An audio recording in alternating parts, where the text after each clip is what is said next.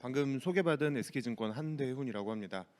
원래 마지막 순서가 제일 부담이 되는데, 그리고 이제 시간도 이제 저녁 시간이니까 가급적 간략하게 말씀을 드리도록 하겠습니다. 사실 원래 제가 말씀을 드리려고 했던 순서는 요즘 슬램덩크 영화가 굉장히 인기가 많죠. 거기 이제 나오는 명대사 중에 하나가 리바운드를 제압하는 자가 시합을 지배한다. 뭐 이런 대사가 이제 명대사입니다. 마찬가지로 이 산업에서는 금융업을 지배를 하는 나라나 이제 기업들이 그동안 산업 시대를 이끌었었고, 이제 기업에서도 굉장히 높은 밸류에이션을 이제 받았었습니다. 그랬었던 역사가 최근 몇 년간 이 금융 기업들이 IT 기업이 되겠죠. IT 기업들한테 이제 침공을 받으면서 이제 그런 부분들이 많이 위축이 됐었다라는 점을 좀 순서대로 좀 말씀을 드리면서, 마지막에 이 증권형 토큰이 새로운 기회가 될 수 있다, 이 순서로 좀 말씀을 드리려고 합니다. 이제 시간 관계상 제가 이제 앞에 역사 얘기를 좀 다 말씀드리긴 좀 그렇고요. 그냥 간략하게 말씀만 드릴게요.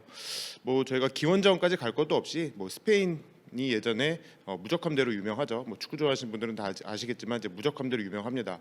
그때 이제 스페인이 전 세계 산업혁명을 이제 이끌었었던 그 가장 큰 이유는 결국에 은광산과 금광산이 있었기 때문입니다.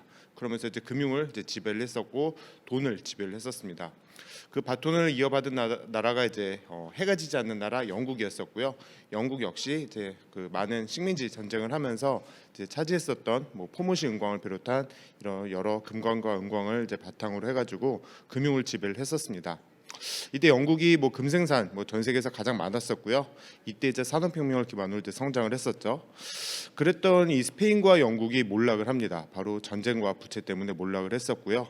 그 이어서 이제 그 새로운 금융의 강국으로 이제 부상한 나라가 바로 저희가 지금 잘 알고 있는 미국이라고 보시면 될 것 같습니다.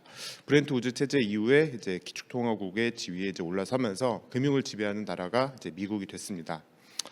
미국이 이 당시 이제 어느 정도 이제 영향력이 있었냐면은, 저기 그 회색으로 이제 보이시는 그래프가 GDP 생산량이라고 보시면 될 것 같고요. 그 회색으로 이제 보이시는 게 금 생산량이라고 보시면 될 것 같고, 빨간색이 이제 경제 성장률입니다.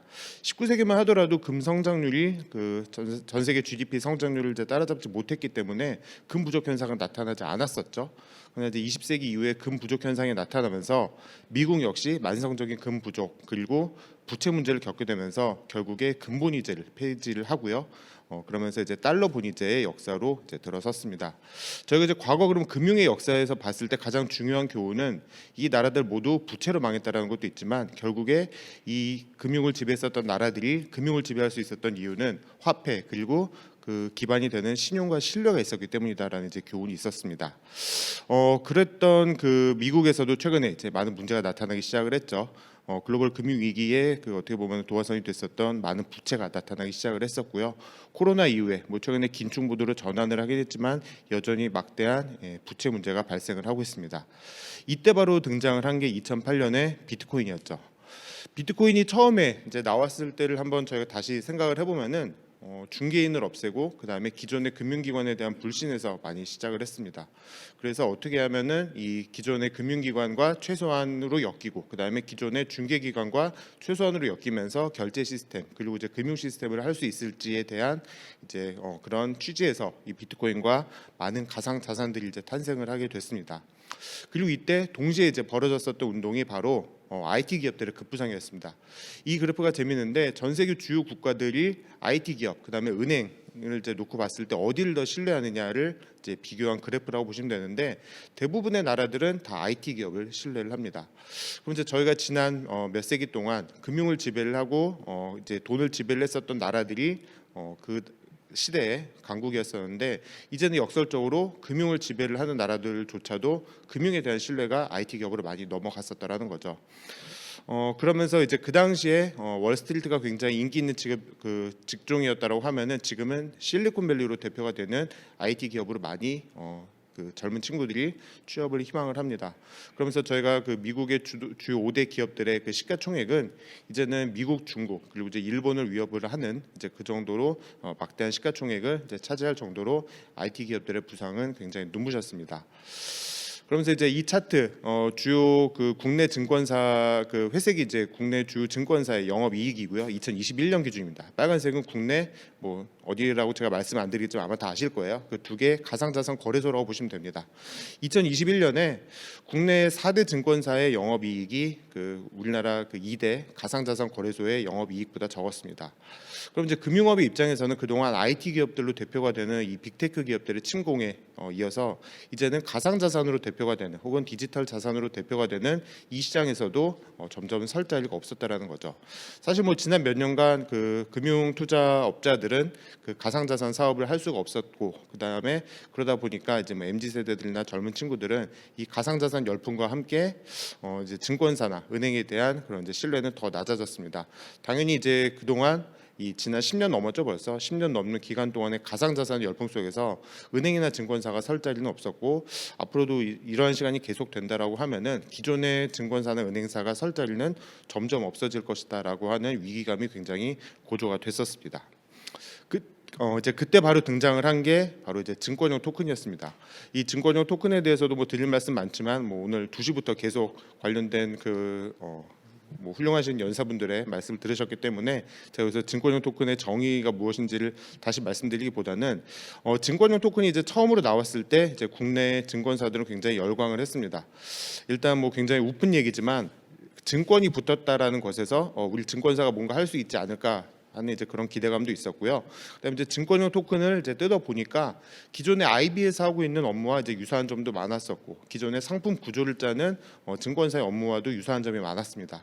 그렇기 때문에 이거를 기존의 가상자산 사업자들이 하는 것보다 비교 우위에 있지가 않을까 하는 이제 그러한 기대감이 있었고요. 이러한 기대감을 바탕으로 증권형 토큰 시장이 이제 개막이 되면은 이제 그동안 10년 넘게 어떻게 보면 억눌렸었던 이제 그러한 욕망이나 열망을 이제 터뜨릴 수 있는 이제 그런 기회로 인식을 했었습니다. 근데 하지만 그 가상자산 가격이 하락을 하고 그다음에 이제 많은 사건들이 이제 연달아 터지면서 역시 증권형 토큰에 대해서도 저희 굉장히 금방 나올 것 같았는데 이제 오랜 시간이 걸렸죠. 그래서 이제 오랜 시간 동안 이렇게 증권형 토큰이 나왔고요. 그 사이 이제 해외에서는 뭐 많은 사례들이 있었어요. 저기 NBA의 스펜서 디뉴디라고 하는 선수가 이제 본인을 기초 자산으로 해서 증권형 토큰을 이제 계획을 했었고요. 물론 이제 무산이 됐었습니다. 그다음에 뭐 앤디 워홀의 그림이라든지 이제 여러 부동산 관련된 작품들이 STO의 형태로 이제 뭐 발행을 이제 시도를 하거나 실제로 시도를 했었습니다. 물론 이러한 나온 STO 상품들 대부분이 성공을 했다라고 이제 보기는 어렵지만 그래도 이러한 혁신적인 시도나 이제 모험과 노력은 해외에선 이미 나타나고 있었다라고 이제 봐주시면 될 것 같고요. 그런 사이에 뭐 저희 회사도 마찬가지지만 대부분의 금융회사들 그러면 언젠가 이 열릴 STO 혹은 디지털 자산 시장에 맞춰서 디지털 자산 플랫폼이라고 하는 이제 구호를 이제 많이 외치기 시작을 했습니다. 그리고 이제 지난 몇 년 전에 은행들이 해외에 있었던 이제 많은 은행들의 사례를 참고를 해가지고 커스터디 즉 수탁 서비스를 이제 시작을 하면서 그동안 문제가 됐었던 투자자 보호를 은행이라는 이제 신용 보강을 통해서 어느 정도 가능하다라는 이제 계획이 이제 생겼고요. 그러면서 이제 STO나 결제 그다음에 뭐 프라이빗 서비스 그다음에 이제 여러 가상자산이나 디지털 자산 서비스와 관련된 것들에 대한 이제 기대감이 생기기 시작을 했습니다. 특히 이제 증권사가 눈여겨봤었던 거는 오늘 계속해서 그 주제가 되고 있는 증권형 토큰이었고요. 그래서 이 증권형 토큰에 대한 이제 스터디가 많이 진행이 됐습니다.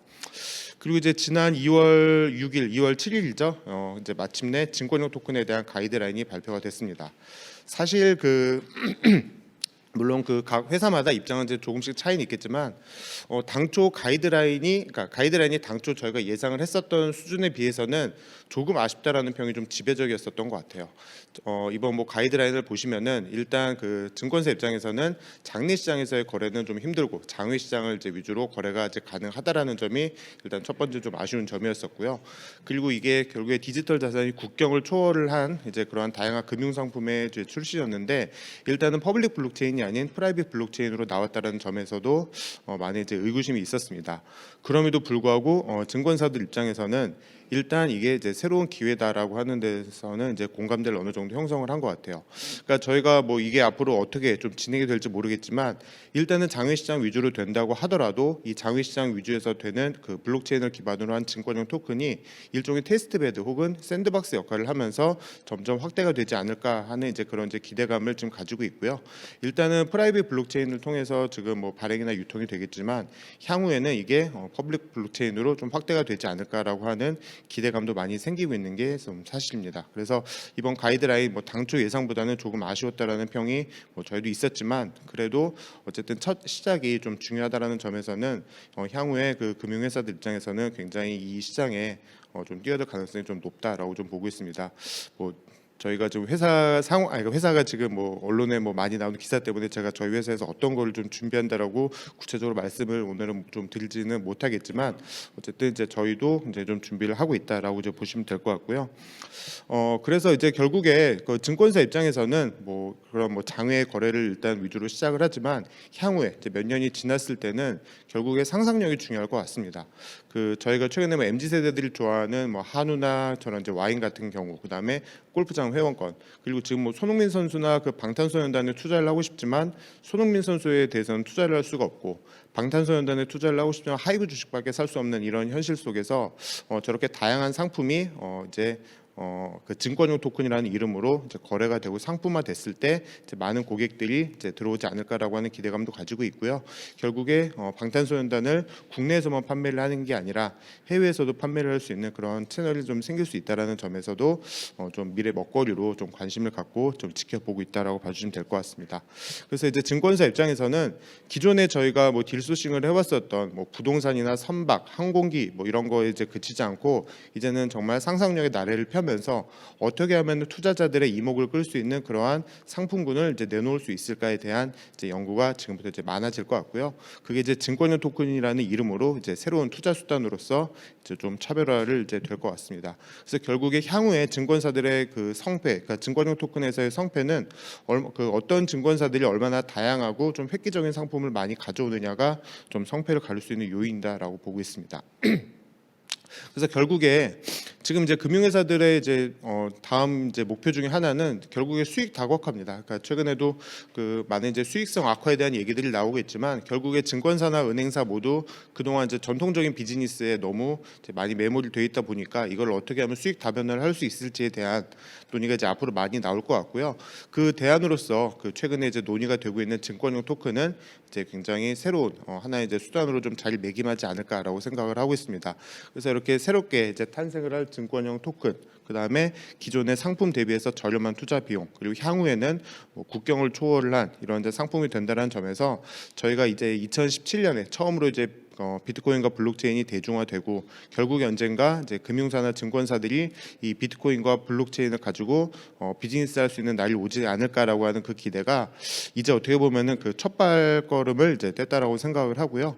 앞으로는 그 증권사들 입장에서는 얼마나 좀 다양하고 좀 고객의 니즈를 맞춘 상품을 가져올까에 대해서 좀 연구를 하는 이제 그런 좀 시기가 될 것 같습니다.